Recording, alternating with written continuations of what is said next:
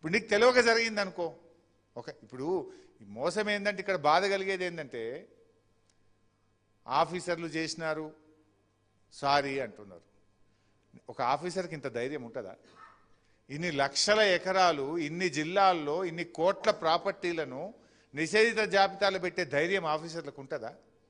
రేవంత్ రెడ్డి గారు చీటికి మాటికి చిన్న చిన్న దానికే విజిలెన్స్ ఎంక్వైరీ అంటాడు, సిఐడి ఎంక్వైరీ అంటాడు. మరి దీని మీద ఎందుకు ఎంక్వైరీ చేస్తలేవు? విజిలెన్స్ ఎంక్వైరీ, సిఐడి ఎంక్వైరీ చేసి దీన్ని బయటకు తీయాలి కదా. ఎందుకు ఏ ఎంక్వైరీ ఆదేశిస్తలేవు?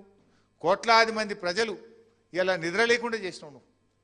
ఈ తమ్ముడు చెప్పిండు కదా ఇప్పుడు పాపం రాజేషు, ఇంకొక తమ్ముడు శ్రీనివాసు, వాళ్ళ పరిస్థితి ఏందో మనం చూసినాం.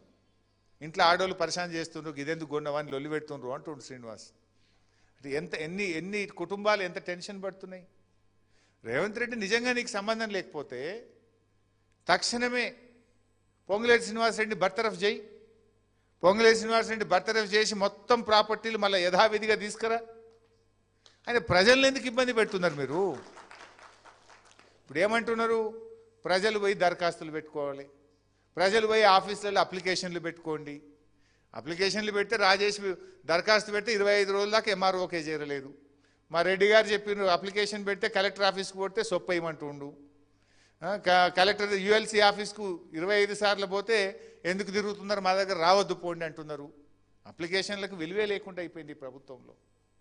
ఇప్పుడు పెట్టింది మీరు, ప్రాహిబిషన్లో పెట్టింది మీరు, ఏ భూములు పెట్టినరో మీకు తెలుసు. మరి ఆ భూములను తీసేయండి. దానికి ప్రజలను ఎందుకు గోసపుచ్చుకుంటున్నారు? ప్రజలు వాళ్ళ వ్యాపారాలు ఆఫీసులకు పోకుండా ప్రభుత్వ కార్యాలయాల చుట్టూ తిరుగుడెందుకు, ఈ లంచాలు ఎందుకు, ఈ పర్సెంటేజ్లు ఎందుకు, ఈ కమిషన్లు ఎందుకు, ప్రజలను ఎందుకు గోసపుచ్చుకుంటున్నారు? నిజాయితీ ఉంటే తక్షణమే మీరు ఏ భూములైతే ప్రాహిబిషన్లు పెట్టినరో మీకు తెలుసు. మీరే పెట్టినరు. డిసెంబర్ 2025లో పెట్టినారు, కొన్ని ఈ మధ్య కాలంలో పెట్టినారు. ఏవైతే అన్యాయంగా ప్రజల ఆస్తులను మీరు 22Aలో పెట్టినరో వాటిని యథావిధిగా తొలగించండి. దానికి ప్రజల ఉసురు ఎందుకు పోసుకుంటున్నారు? ప్రజలను ఆఫీసుల చుట్టూ తిరుగుడు, ప్రజల సమయాన్ని ఎందుకు వృధా చేస్తున్నారు? ఏవి పెట్టినరో వాటిని తొలగించే బాధ్యత ఇవాళ ప్రభుత్వం మీద ఉంది అని చెప్పి నేను ఇవాళ ప్రభుత్వాన్ని డిమాండ్ చేస్తా ఉన్నా. అండ్ అదేవిధంగా ఇవాళ రేవంత్ రెడ్డి గారు కూడా నిజాయితీ రుజువు చేసుకోవాలి. నీకు ఇందులో భాగస్వామ్యం లేకపోతే తక్షణమే పొంగులేటి శ్రీనివాసరెడ్డిని బర్తరఫ్ చేయాలి. బాధ్యులైన అధికారుల మీద కూడా వెంటనే చర్య తీసుకోవాలి. ఈ భూములన్నీ కూడా రిజిస్ట్రేషన్ చేయాలని కోరుతా ఉన్నాం. అంటే ఇందులో ఒకటి మాత్రం స్పష్టంగా అర్థమవుతుంది, ఇలా ఇది రేవంత్ రెడ్డికి తెలియకుండా జరిగింది అయితే కాదు అనేది అర్థమవుతా ఉంది. నిజం చెప్పాలంటే ఇలా A1 రేవంత్ రెడ్డి, A2 పొంగులేటి శ్రీనివాసరెడ్డి, వీరిద్దరు బాధ్యులే. ఇలా మీరు ఇద్దరు కలిసి చేసిందే ఇది. లేకపోతే రేవంత్ రెడ్డి ఎందుకు స్పందించాడు? 4 నెలల కింద కోమటిరెడ్డి వెంకటరెడ్డి చెప్పంగానే నువ్వు స్పందించి ఉంటే ఇవాళ ఇంత ఇబ్బందులు ఈ రాష్ట్ర ప్రజలకు వచ్చి ఉండేటి కావు కదా. ఇవాళ ఇది ఒక తుగ్లక్ ప్రభుత్వం లాగా మారిపోయింది. అసలు ఏది ఇడిచిపెట్టలేరు. ఒకవైపు ఇప్పుడే సబితక్క చెప్పినట్టు ప్రభుత్వ భూములన్నీ లాక్కుంటున్నారు, అసైన్డ్ భూములు లాక్కుంటున్నారు, HMDA TGIC భూములు అమ్ముకుంటున్నారు. చివరికి ఇప్పుడు ప్రజల ఆస్తులు పట్టా భూములను కూడా ఇలా వసూళ్ల దందాకు తెరలేపి 20TA కింద తెచ్చిండ్రు. అంటే గవర్నమెంట్ భూములేమో అమ్ముడు, అసైన్లు భూములేమో లాక్కునుడు, ప్రజల ఆస్తులు పట్టా భూముల మీద కూడా 22A పెట్టి వసూళ్లకు తెగబడ్డటువంటి పరిస్థితి మనం ఈరోజు చూస్తూ ఉన్నాం. రేవంత్ రెడ్డి ఈ మధ్య ఒకసారి మాట్లాడండి, మీరు చూసిందో లేదో, ఎకరాల్లో కొని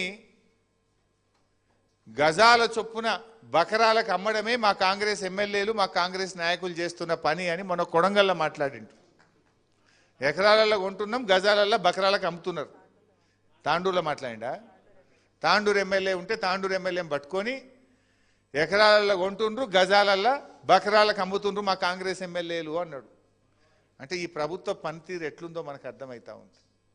ఇదేనా అంటే మీ కాంగ్రెస్ ఎమ్మెల్యేలు, మీ కాంగ్రెస్ నాయకులు ఏం చేస్తుండ్రో రేవంత్ రెడ్డి స్వయంగా ఒక పబ్లిక్ మీటింగ్లో చెప్పిండ్రు. అదొకటి హిల్ట్ పాలసీ తెచ్చిండ్రు. ఆ హిల్ట్ పాలసీ తెచ్చి హైదరాబాద్ చుట్టూ ఉన్న ఉద్యోగాలు ఊడగొట్టుడు, ఉన్న ఇండస్ట్రీస్ ఉన్న భూములన్నీ కూడా పెద్ద ఎత్తున అక్కడ కూడా పర్సంటేజ్లకు అవినీతికి హిల్ట్ పాలసీ మీద పేరిట కూడా ఇవాళ పెద్ద ఎత్తున వసూళ్లకు పాల్పడుతున్నటువంటి పరిస్థితి ఉంది. ఇవాళ తెలంగాణలో ముఖ్యంగా హైదరాబాద్ చుట్టూ మేడ్చల్ రంగారెడ్డి జిల్లా ప్రజలు హాయిగా గుండె మీద చేసుకొని నిద్రపోయే పరిస్థితి లేదు. ప్రజలకు నిద్రలేని రాత్రులు గడిపే పరిస్థితి తెచ్చినారు మీరు. ఇవాళ మొత్తంగా ప్రజలు ఒకటే కోరుకుంటున్నారు, బీఆర్ఎస్ పార్టీ కూడా కోరేది ఒకటే, ఈ దరఖాస్తుల పేరిట మీ సేవా సెంటర్ల చుట్టూ ఆఫీసుల చుట్టూ ప్రజలు తిరగరు. ఇది ప్రభుత్వం చేసిన తప్పిదనం, మీరు చేసిన కుట్ర గనక ప్రజల్ని ఇబ్బంది పెట్టకుండా మీరే సుమోటోగా తక్షణమే వీటన్నిటిని తొలగించాలని చెప్పి మేము డిమాండ్ చేస్తూ ఉన్నాం. అండ్ ఆన్లైన్ పెట్టండి, పబ్లిక్ డొమైన్లో పెట్టండి, ఏవి తొలగించిండ్రు ఏవి తొలగించలేదో పెట్టండి. ఇలా పరిస్థితి ఏంటంటే భూభారతిలోకి వెళ్ళి ఆన్లైన్లో చూసే ప్రయత్నం చేస్తే this site is down, site కరెక్షన్లో ఉంది, త్వరలో అప్లోడ్ చేస్తాం అంటే ఆ వివరాలే లేకుండా మాయం చేసి పరిస్థితి. చాలా వివరాలు దొరుకుతలేవు. కొన్ని సర్వే నెంబర్లకు పోయి భూభారతి ఆన్లైన్లో చూసే ప్రయత్నం చేస్తే దాన్ని కనబడకుండా మాయం చేసి పడేసిండ్రు. ఎందుకు చేసిండ్రు మరి? ఏ తప్పు చేయని వాళ్ళు అయితే, నిజాయితీ గల వాళ్ళు అయితే దాన్ని ఆ సైట్ను ఎందుకు మాయం చేస్తున్నారు? ఎందుకు కొన్ని గ్రామాలు సర్వే నంబర్లు, కొన్ని ఏరియాలు, కొన్ని పట్టణాలే మాయం చేసి పడేసిండ్రు? మీరు అంత పారదర్శకంగా ఉంటే అంత ఆన్లైన్లో ఉండాలి కదా. ఇది ఈ రకంగా ఈరోజు జరుగుతున్నటువంటి పరిస్థితి. ఇలా ప్రభుత్వాన్ని కూడా కోరేది ఏంటంటే మీరు ఏ భూములు తొలగిస్తున్నారు, ఏ భూములు పెడుతున్నారు అనే విషయం పబ్లిక్ డొమైన్లో పెట్టండి. అన్యాయంగా ప్రజల ఆస్తులు ఇప్పుడు 2008లో డాక్టర్ రాజశేఖర రెడ్డి గారు సీలింగ్ ఎత్తేసినారు. 2008లో సీలింగ్ ఎత్తేస్తే కొన్ని వేల ఎకరాలు కాలనీలు అయినాయి, లేఅవుట్లు అయినాయి, ఇళ్ళు కట్టుకున్నారు.